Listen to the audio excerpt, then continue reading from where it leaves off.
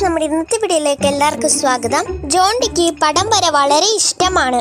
അവൻ ഒരു ദിവസം പടം വരച്ചുകൊണ്ടിരുന്നപ്പോൾ ഒരാൾ വന്ന് കിഡ്നാപ്പ് ചെയ്യാൻ വേണ്ടി അവനെ തൻ്റെ വശത്താക്കി.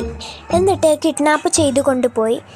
ഇതറിഞ്ഞ അവൻ്റെ അച്ഛൻ ഉടനെ ഡിറ്റക്റ്റീവ് മെഹുലിനെ വിളിച്ചു. കാര്യങ്ങളെല്ലാം നല്ലതുപോലെ പറഞ്ഞു. മെഹുൽ അവിടെ നല്ലതുപോലെ നിരീക്ഷിച്ചു ഒരു ക്ലൂ കണ്ടെത്തി. ഇതാണ് ആ ക്ലൂ. ഇത് നിങ്ങൾ ശ്രദ്ധിച്ചല്ലോ. മെഹുലിന് 3 പേരെയാണ് സംശയം.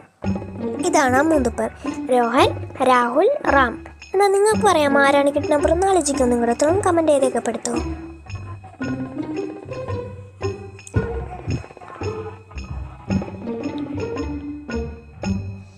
ഇവിടെ 3ാമത്തെ ആളാണ് കിഡ്നാപ്പർ.